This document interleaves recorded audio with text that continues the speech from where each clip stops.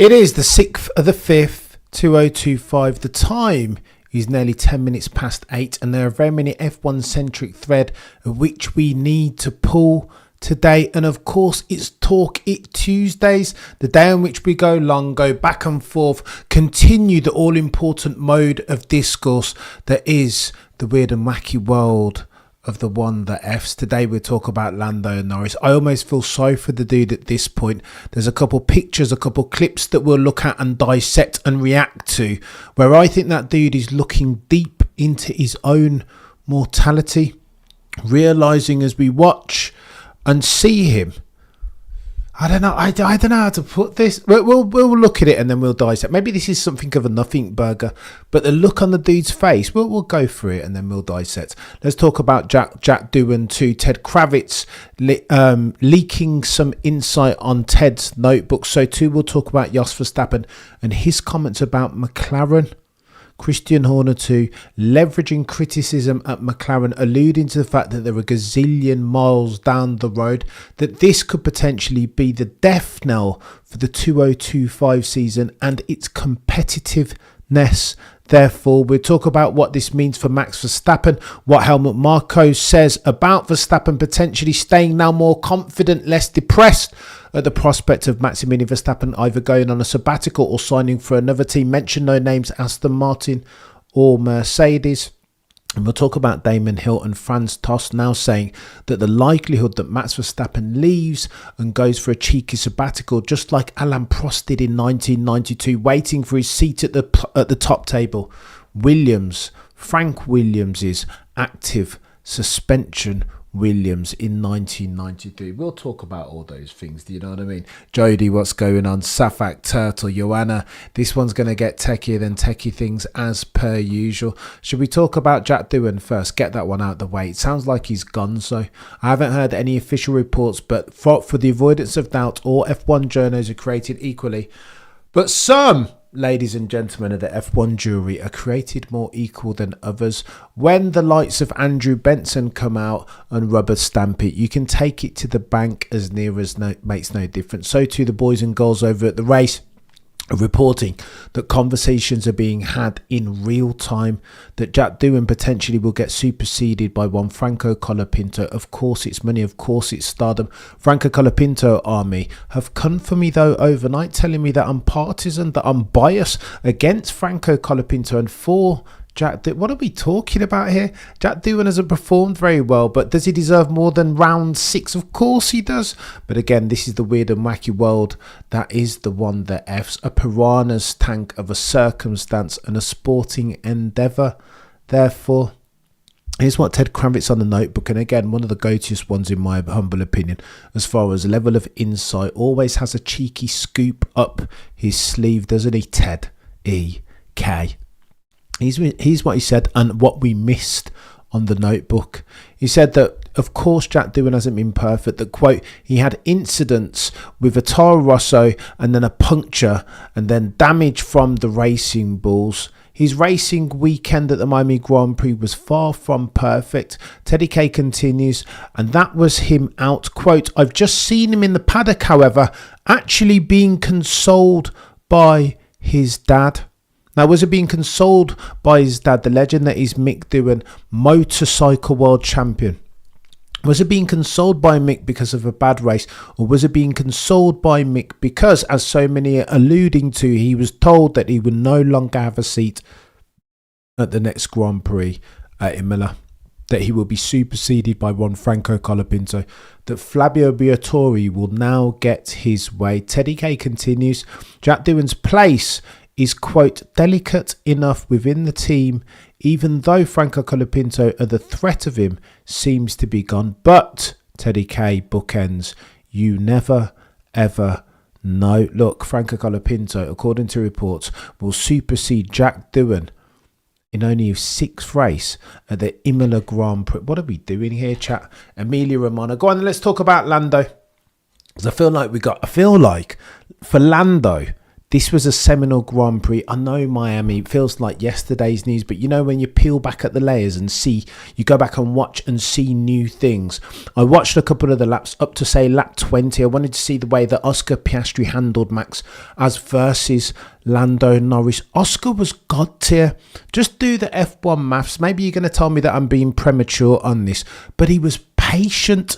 He was 4D level chess, racing IQ 200. That's what Oscar Piastri was. He set Max Verstappen up, as brilliant as Max is and was at the Miami Grand Prix. Super aggressive. Some will love it, some will loathe it. His very unique style of wheel-to-wheel racecraft and automotive pugilism, quite literally.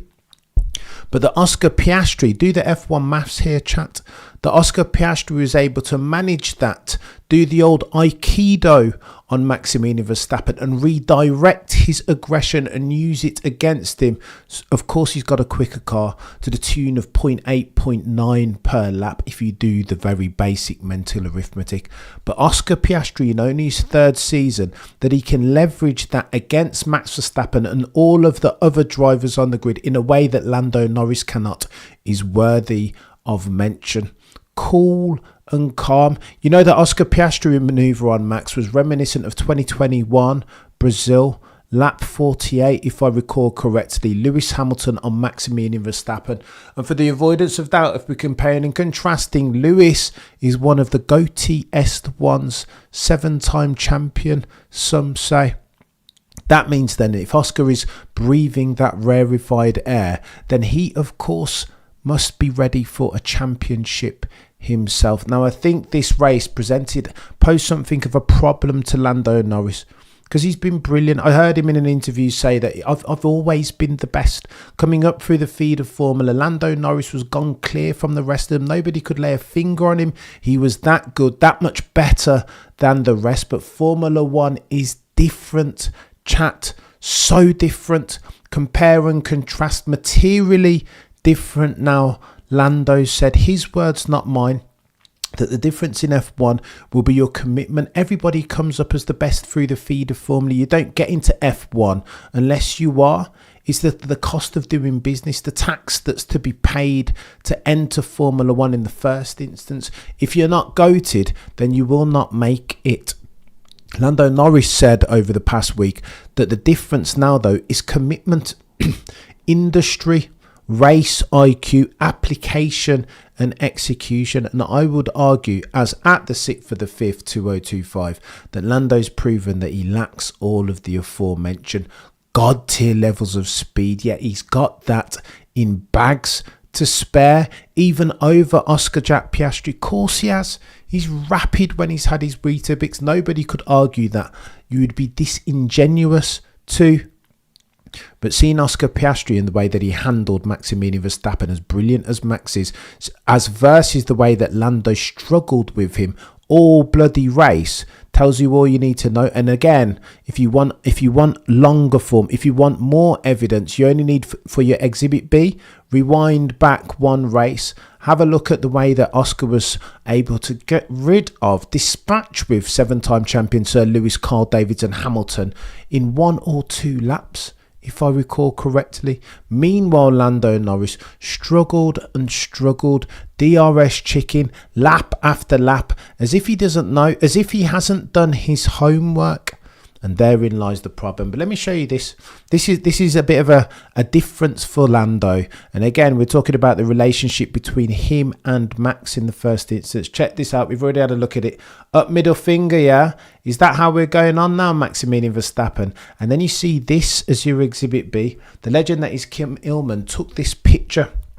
This, of course, is of the dads circling the wagons or gathering around, holding a post-race debrief of their own in conjunction with Andrea Stella and Tom Stollard, Lando Norris's race engineer. What does this look like, chat? Now, maybe it's a nothing burger and they're just gathering round. Maybe, potentially, or maybe it's something. Maybe, just maybe, Lando's dad is keen to fight Lando's corner, understanding in real time just how steep the mountain is that he needs to climb up if he harbours aspirations of winning World Championship. Exhibit B, let me show you this. From last year to now is the race pace. How you control a race. It seems that when we put Oscar in the lead of the Grand Prix, there's no looking back. You can control the pace from the time you get into the lead until the checkered flag. I didn't tee this up properly. This is Oscar Piastri. He's talking about the race circumstance and its aspect post-race. He's talking about Maximilian Verstappen and how he managed to get around him, etc., etc. Take a look at the countenance. Maybe a nothing burger again. Maybe Lando's just tired. Long, hard race, 57 laps, heat. But again, you guys tell me whether you see anything in Lando Norris that doesn't look as if Lando Norris is looking into his maker, realising his limits, the parameters within which his capabilities have him operating. Techie. Watch this again. I see from last year to now is the race pace. How you control a race. It seems that when we put Oscar in the lead of the Grand Prix, there's no looking back. You can control the pace from...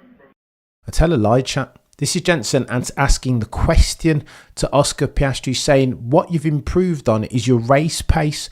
You lacked that last year in 2024. Now, though, as soon as Oscar Piastri, Jensen Button asked the question, as soon as Oscar Piastri gets into the race lead, you can bet your bottom dollar that he will consolidate for that. If Oscar gets his nose in front, bet your mortgage on him winning that race. Can you say the same for Lando Norris, aka Dustin from Stranger Things? I want to watch this again with you because I think it's techie. The look on Lando Norris's face, he's none too pleased, realising in real time how gargantuan his efforts need to be if he's to fulfil his not insubstantial potential and win himself races, multiple races this year and potentially a world championship.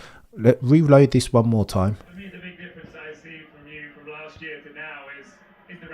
I mean, look at that face. Dustin from Stranger Things. I mean, bloody Nora. Not fear, just the realisation, a dawning of how big the task is and how steep that mountain is up which he will need to climb. I tell you what, I do feel sorry for Lando Norris at this juncture. Just a tad, because it can't be easy for the chap. Do you know what I mean? It's got to be a bit techie. He can't be feeling good about himself at this juncture, as at the 6th for the 5th 2025. Can he? Why would he be? He feels like he had the opportunity. He was the one saying next year will be my year. Well, how's that going thus far? Wayne Turtle, not very well. And therein lies the issue. Lando, as I've always said, will need to do a couple things if he's to stack the odds in his favour of winning a race or winning multiple races and therefore championships. You know them already. You know the vibe. Of course it's defensive posture. Of course it has to be defensive posture.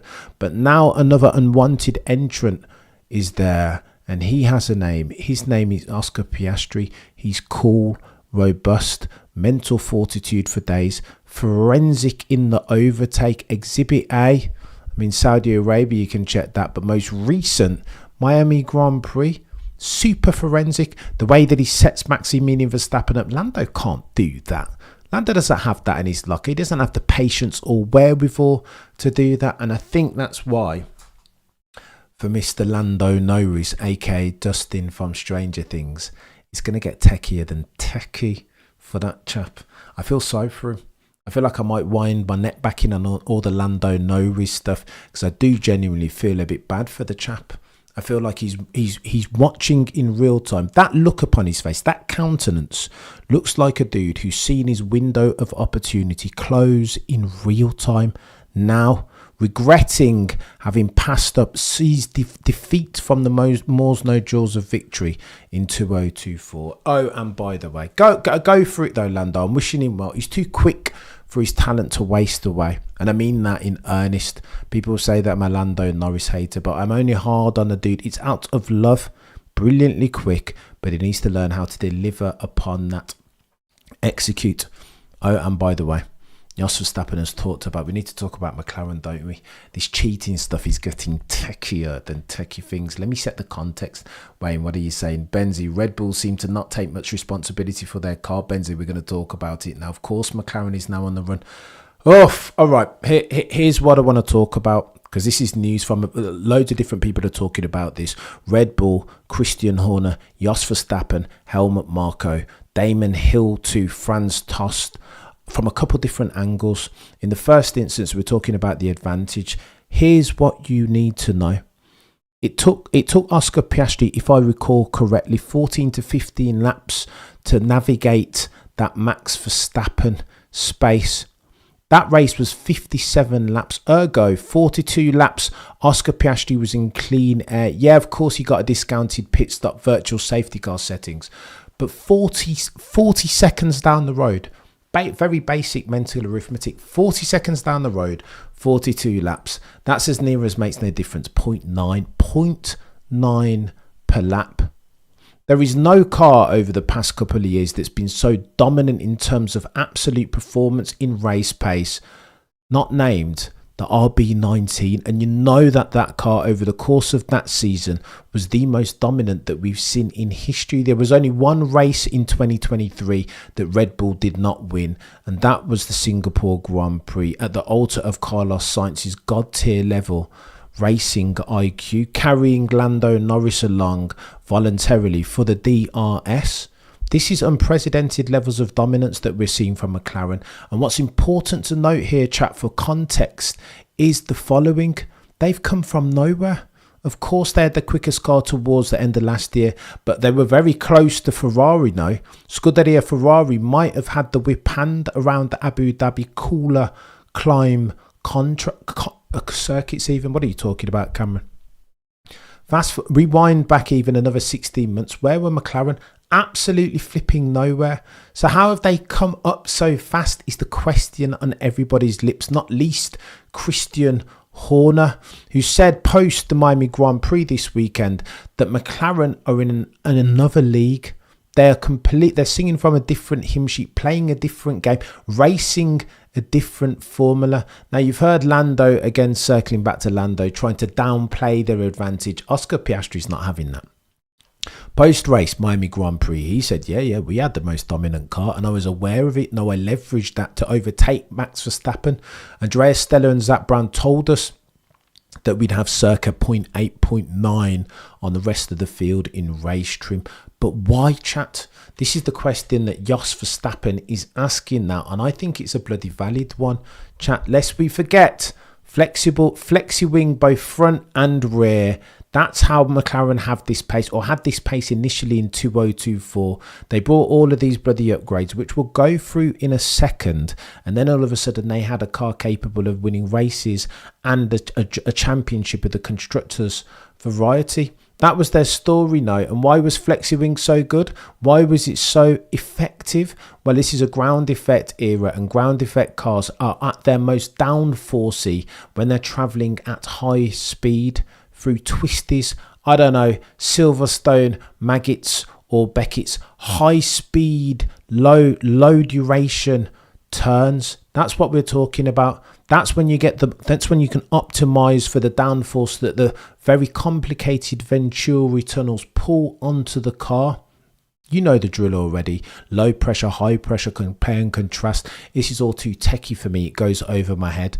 But then the equal and opposite, the downside ramification is that when you're going through low speed turns, I don't know, turn 1, turn 2 at Monza as an example, Rascasse at Monaco, all of that downforce that you get from this era's ground effect cars goes to zero, fades to black.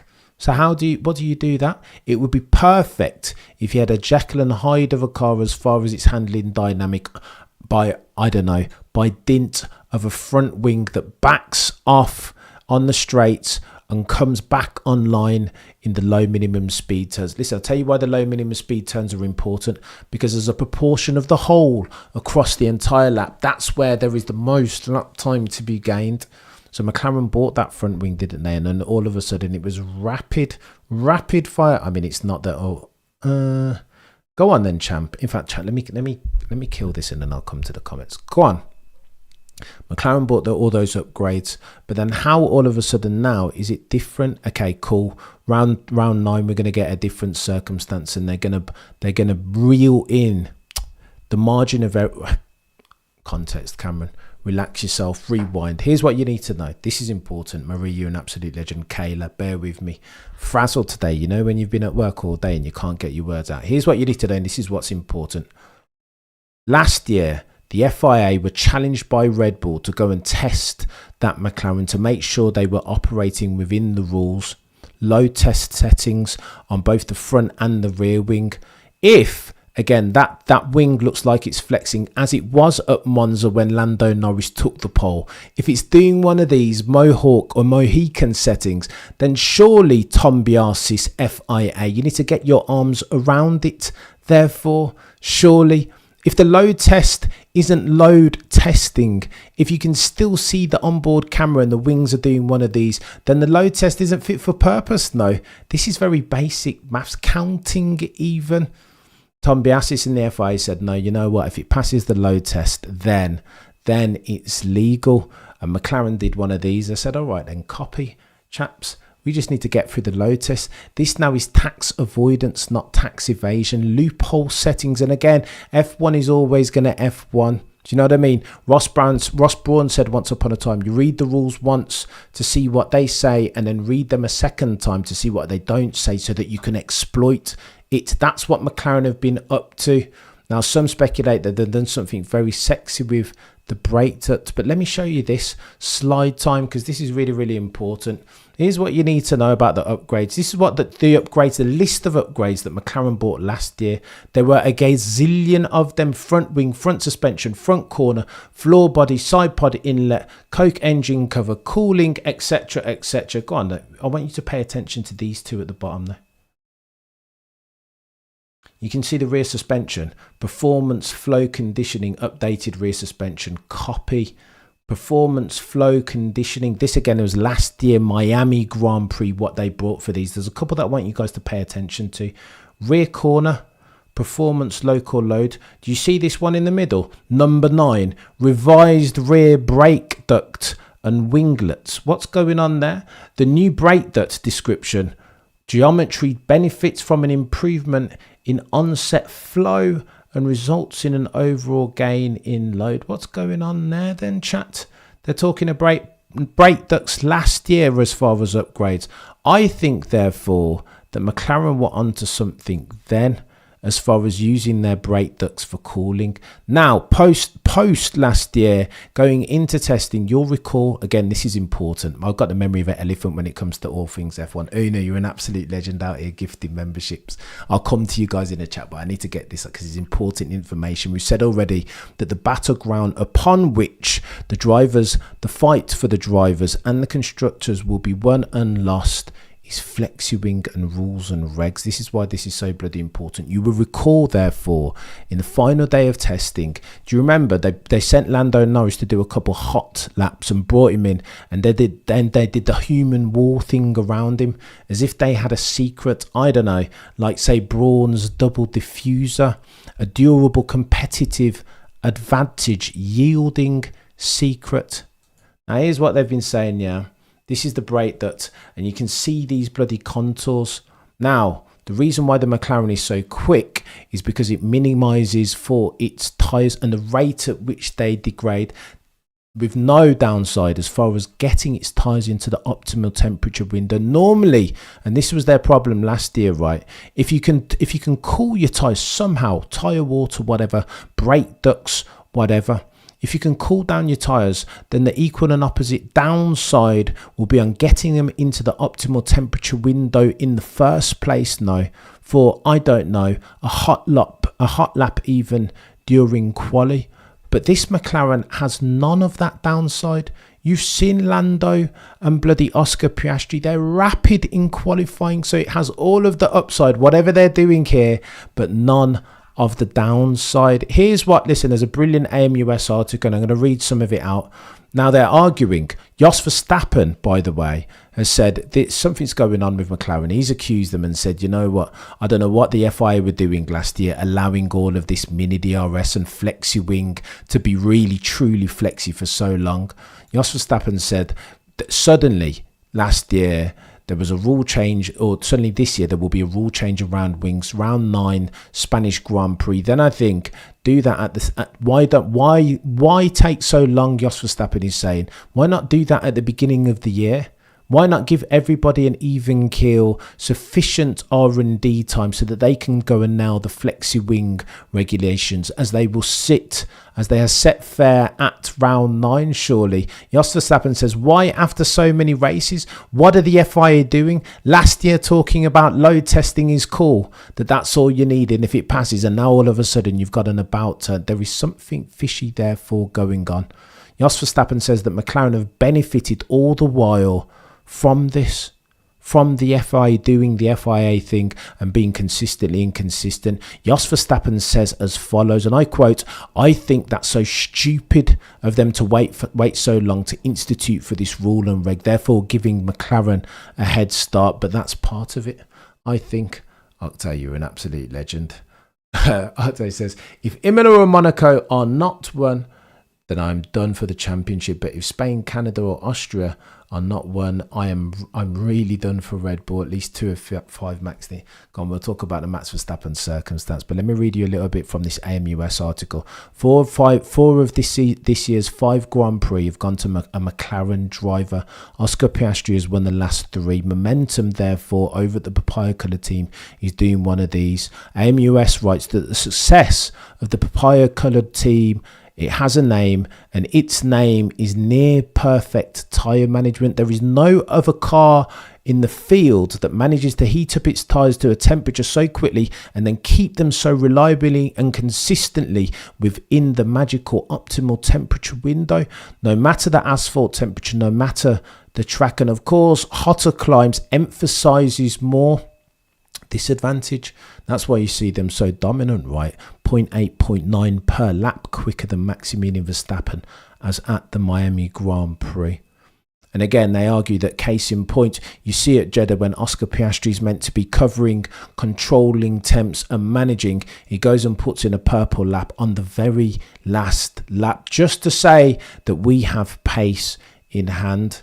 Since the beginning of the season, this AMUS article writes, rivals have been puzzling over how McLaren manages to control tyre temperatures so well, even under the most challenging of conditions. Red Bull is putting the most effort into uncovering the secret they have been. Go on, let me tell you what Red Bull have been doing. They've been spamming the protest to the FIA, trying desperately to do 2 things. A, to understand what McLaren are doing, and B, to try and get it banned. And again, this sort of lobbying happens in F1, a piranha's tank, because there is competitive advantage and therefore lap time in it.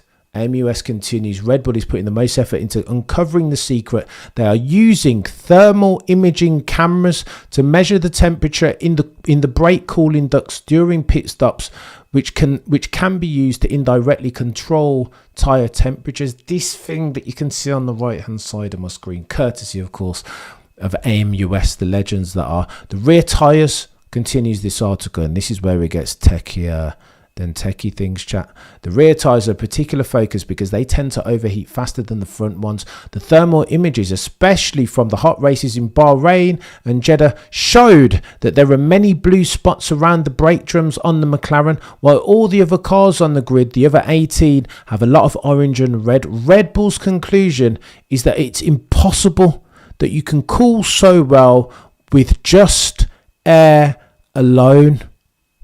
Hence, Zach Brown sat on the pit wall. You saw him with tyre water. They're taking the mick out of Red Bull. They know how bloody quick they are, and something's going on, chat. I'm telling you, if this is Occam's razor, there is no team in F1 history that's come so far so quickly without leveraging something that's potentially outside of the rules. Zach Brown is mocking the balls that are red in real time in front of their face because they have durable competitive advantage and Red Bull do not, because they do not even understand. I'm telling you, it's techie. Typical RB fashion, spamming the FIA when they are at a disadvantage. OG Zilla, do you hate that really though? I don't even mind that. It wouldn't be F1 if it wasn't for that lobbying. Yeah, some people will say it's bad, poor form, that they lack sporting etiquette. But no, you got to go hard in the paint, OG Zilla. I still regret. Let me say this about Mercedes. Yeah, Toto, the boy who cried wolf, has done well over the last 12 months. God tier signing in Kimi Antonelli. You'll look like a genius one day. And now all of a sudden that Lewis isn't there, they've built themselves a car capable of winning races at the very least, if not championships.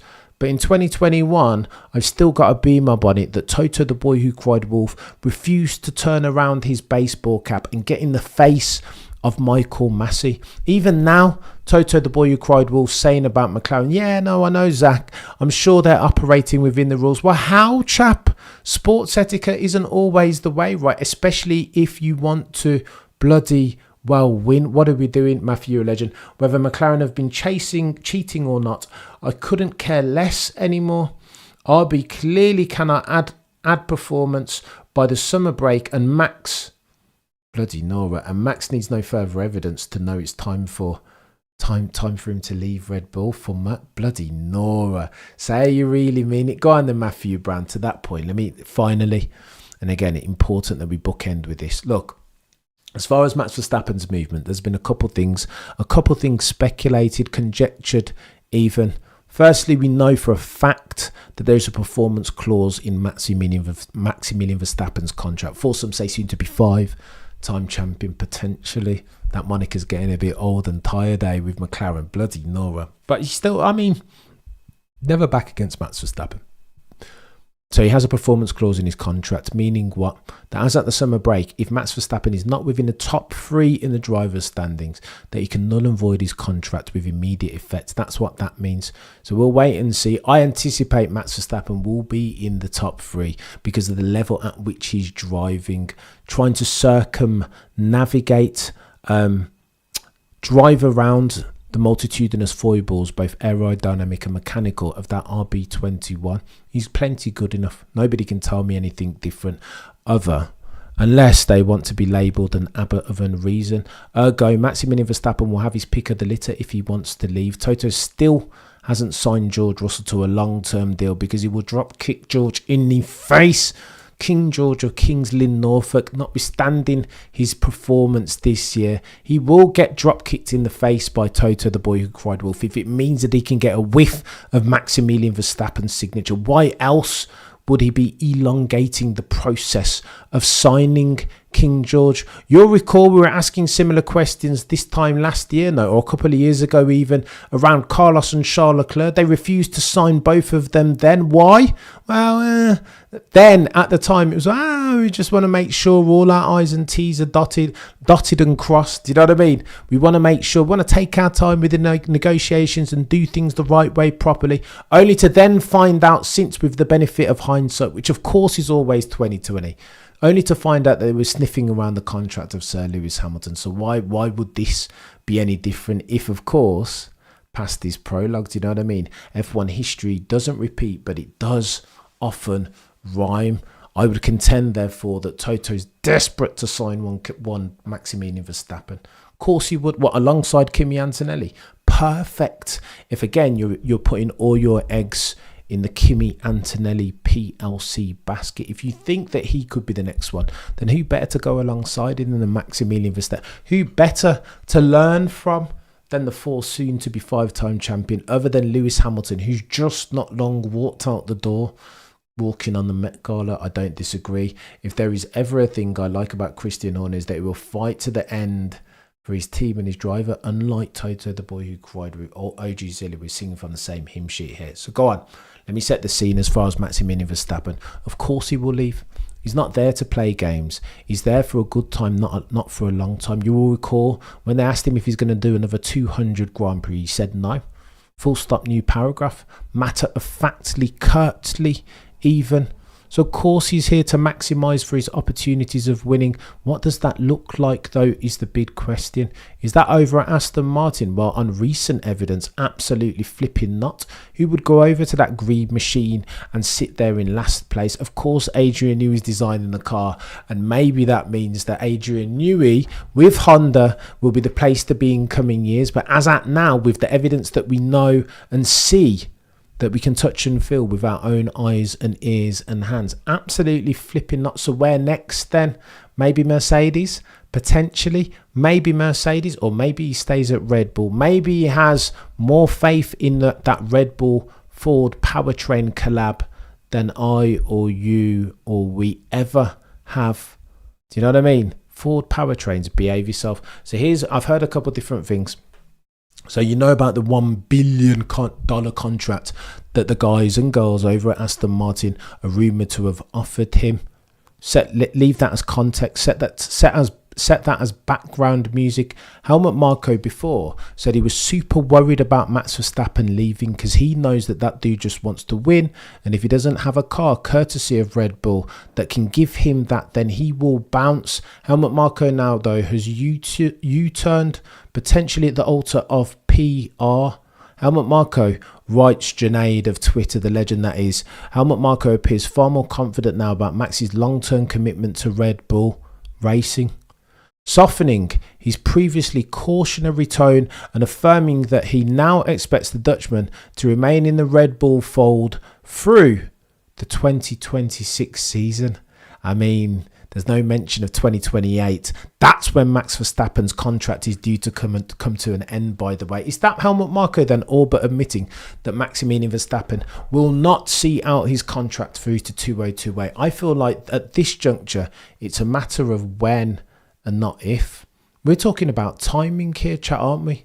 Maximilian Verstappen's not going to stay at Red Bull, not with that dodgy car and those understeery characteristics and all of that harmony in the team or lack thereof. Well, you know what? We've had two people come out. Damon Hill, normally very critical of Max Verstappen. You remember he said Dick Dastardly tactics. If you drive like Max Verstappen, then you'll never see. If everybody drives like Max Verstappen, then you'll never see another F1 overtake ever.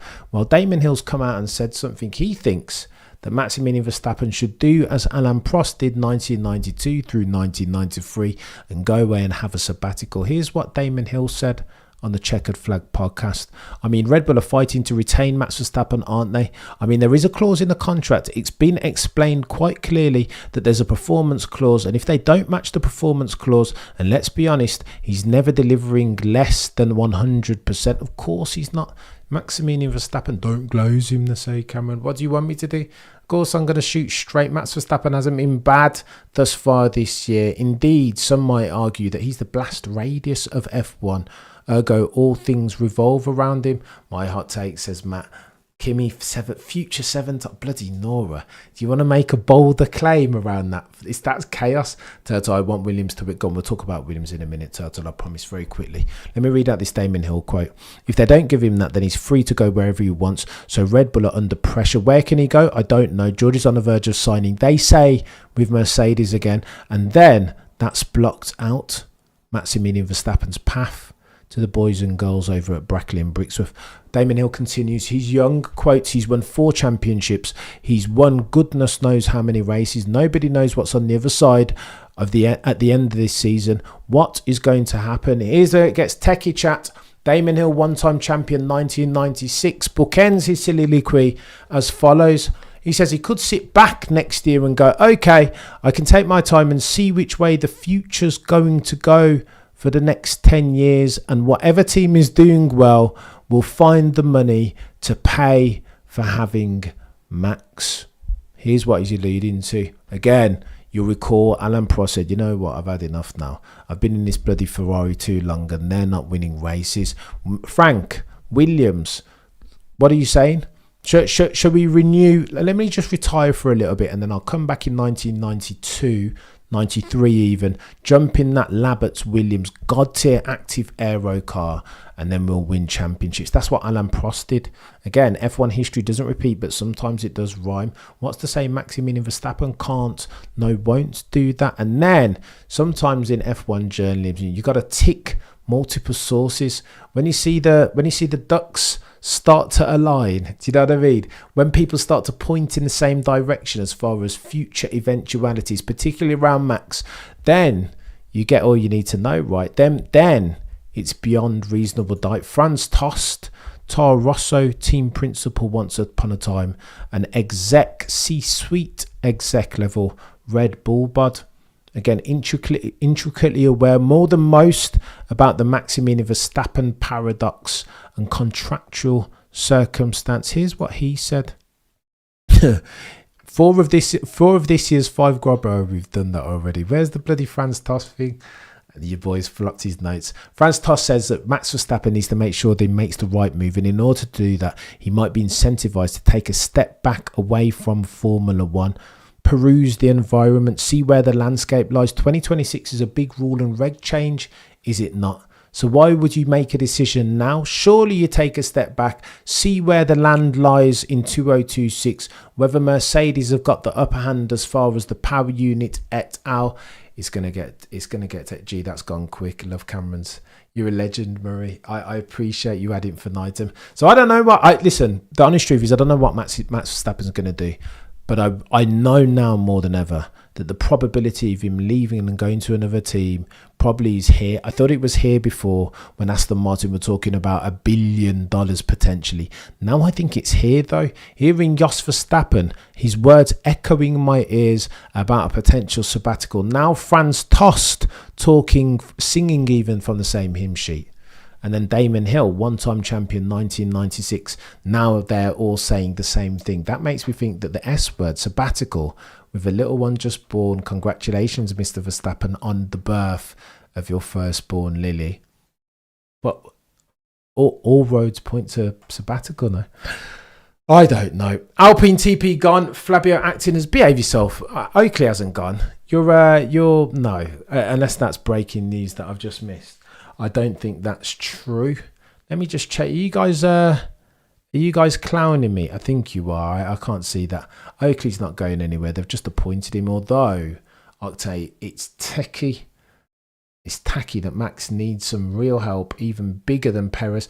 But guess who has he? Lawson, Yuki. He's a 2 versus 1 man, by far the weakest of the 4 teams.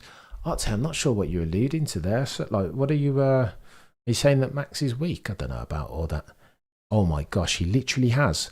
No way, chat. I'm going to have to go away and come back here. I'm going to have to break some news. 841 of you watching concurrently. Do me a favour and smash a like. We'll go for another couple of minutes as I try and get some... Oakley's gone. Oh yeah, Oaks, sorry. Wow. Oaks has resigned as team principal with immediate effect. Flavio Briatore will take over his responsibility. What? What are we doing here? He's only just turned up. Honestly, Alpine is a madhouse. They are looking to sell that team. That's what that says to me, if I'm being honest. They're looking to boost up the asset value and sell that team with immediate effect. Next couple of years, Flavio Briatore is looking to do. I suspect, you know what's happened? I suspect that they might have fallen out. I suspect that Oakley would have wanted to give Jack Doohan the necessary time to play his way into the F1 crease, right? And I reckon Flavio had other ideas. Flavio Briatore weren't having that. Of course, Flavio Briatore wanted his man Colapinto in there, prosecute McLaren, Chief Selvin. Telling you, I mean, is it cheating? If you're not cheating and you're not trying in upper echelons of motorsport, some say. And I'd argue that every F1 team that has ever F1 has always tried to do that, right? Scrape for every sinew, every millisecond of lap time. For F1 is a story told in tense. Do you know what I mean, Benzi? King of Cheats reclaims his title. Oh, Oaks was the one. I didn't mind Oaks, but I mean, you could see him. I don't know. What do you guys think? Octay, bloody Nora, Octay, you're going hard, like properly hard. Fallout from Jackson. I think I'd agree with that, Benzi. So again, for those of you who are just joining, Octay out here making it rain as far as memberships, and I'm grateful ad infinitum each and every single time. Tuesday, Talk It Tuesdays, where we go long and we have breaking news that Ollie Oakes has been sacked. Do I even need to do the breaking news video here? I don't even know. That's chaos. Mate, it's a chaos merchant. At that Alpine team principal seat, nobody wants that. Why would you want? I don't know. It's a poison chalice, isn't it? Cameron, what do you think, Red Bull? What do I think of Red Bull, really? I don't know what you mean. I mean, they're line steppers. They race hard. You know what I mean? They go each and every single time right up to the line, and sometimes step over it. But I don't hate that, because this is F1 and it's almost aligned. Do you know what I mean? I'd tell you're an absolute legend.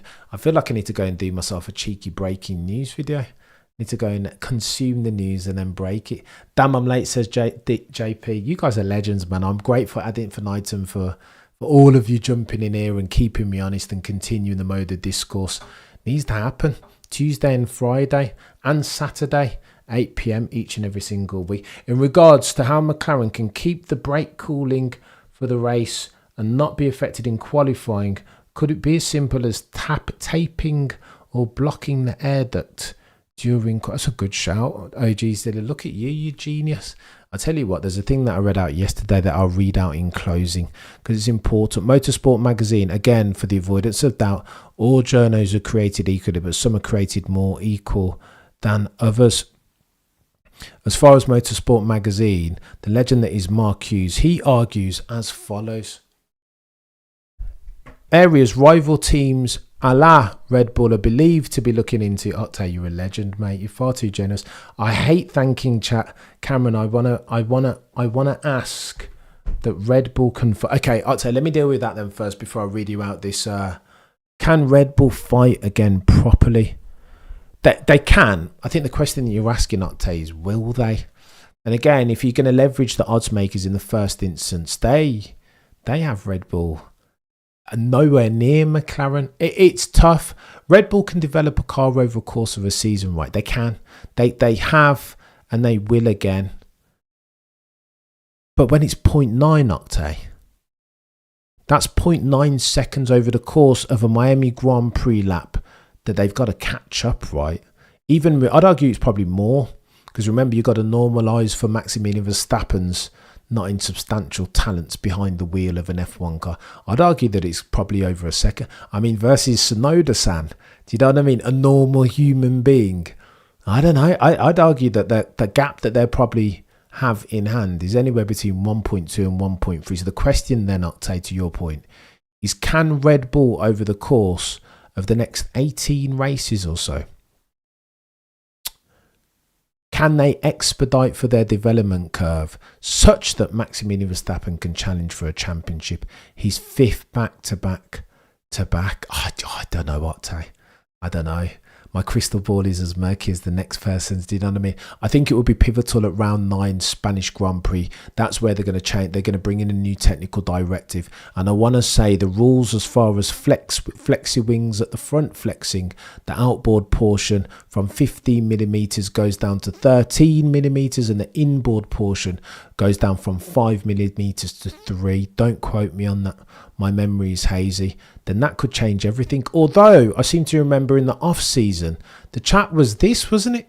It was that McLaren were aware of the incremental technical directive and already have a flexi wing ready to go. So the fear, Octay, is this, right? That the advantage that McLaren have in hand doesn't decrease. It's that it increases because they've already done their due diligence and their R&D sufficient to extend that gap, that they already have a flexi wing ready to go, had one because they were made aware. I tell you where it gets techie, Octay, when you understand about the operating or the ownership hierarchy of McLaren. 1 lump or 2 with your T, Lewis. Just check it. Yeah. Oh my God. You could have talked. Go on, we'll touch on Ferrari in a second. When you understand the ownership of McLaren, it is T-techie, isn't it? Do we even talk about that? When you understand who the ownership of McLaren are and what territory they're operating out of, and the links to the president of the FIA. It just, do you know what I mean? Do you know what I mean? You got to ask yourself a question. And again, corruption and conflict of interest is nothing new in F1. Old as the hill, like, do you know what I mean? Properly old, like Balestra back in the day, 1980. Like, it's always been a thing, has corruption. But it's a question that we have to ask. It is a genuine question. Conflicting. I always mix up conflicting interests with prioritising conflicting demands, but it's techie. Go on then. What was the next thing that we were going to round off with? Working overtime at Red Bull HQ with complaints about headbutting and till pilfering and wandering hands and all sorts. Behave yourself, Sylvid. You're a true Sir Lewis Hamilton fan. Smashed it like you, Anna. You're a legend. Michael, Miami was an extreme example. Probably the slowest track that helped MCL most and hurt Max the most. It's a good shout, Benzie. It's always a Jekyll and Hyde of a track. Sector 1 is a particular circumstance, right? Speedy corners, like high speed, thoroughly proper ones. And then you got Sector 2 when you gain the most of the lap time around the 90-degree turns, right? Hairpin-esque. And then you got Sector 3 that's just the bloody drag strip, Fast and the Furious settings, dumb. Do you know what I mean? Valerie, that type of one. So I don't know. It is politics, Johan. It always is, and I think it always will be. I don't think Red Bull too far from FIA. It depends. I don't think the FIA's. I think Mohammed Ben Sulayem would consider Christian Horner to be a friend, but I think if you cash rules everything around me, cream get the money. Ultimately, Octave. Do you know what I mean? Dollar bills, and if you follow the money, you'll see that the ownership of McLaren, I mean, they are still the Bahraini sovereign wealth fund, are they not? What would you expect? I don't know. Osama bin Russell. Max was 1 second a lap slower, 100%. Or, termed differently, couched in different terms, were those McLarens 1 second a lap quicker than the rest? Nando says Cam always makes excuses for Max. Did I make excuse though? Nando, I keep seeing they always come to me in the chat. Oh, this is the Max Verstappen channel. How very dare I cover the sport in a way that speaks to Max Verstappen? Do you know what I mean? It's not like he's been bad. He hasn't been half bad, is the truth. And he wasn't half bad. He was super aggressive at the Miami Grand Prix. But, I mean, what else do you expect from the chap? He's gonna make his car wide. Maybe this is me making excuses for him, Nando, as you put it very eloquently. But I don't know. I just like, back in the day, I didn't used to like the way that Senna raced. I thought he was too hard nosed, too aggressive. And now, the same with Schumacher. I was a proper English gentleman, chin chin. Do you know what I mean? After you, Claude, Sterling Moss settings, but now, win. I like the way that Max drives. I'm going to be honest with you. I would love for my other favourite driver, my first love, Sir Lewis Hamilton, to assume a similar posture. You know what I mean? 2021 settings. Get your elbows out, chap. I don't hate it. Pope San Miguel glazing channel. That's what they say, isn't it, Pope? But you know what? We don't care. This is a channel where we celebrate. I think the appropriate term is this: glory supporter. Anybody that epitomises sporting endeavour par excellence, I'm in. I just can't help myself. I'm like a moth to a flame. Behave yourself, JP. JP, I mean, we're doing too much breaking news here. I think I'm going to do a breaking news video, to be fair, on Oakley. Unbelievable. You guys are legends. Listen, back same time, same place tomorrow for more curtailed videos where we talk to all of the pertinent F1 narratives and plot lines, as always, between now and next time. You guys have been legends. I appreciate you every single time on the Tuesdays and Fridays when we go long, T plus 45, between 45 and 60 minutes, talking to all the chaos that is Formula One. It is madness. We have 10 days, less than 10 days now, until we get ourselves a cheeky Imola Grand Prix, and I'm here for it. It's going to get techie. You guys have been legends. Between now and next time, the prosecution rests. No further questions, Your Honour.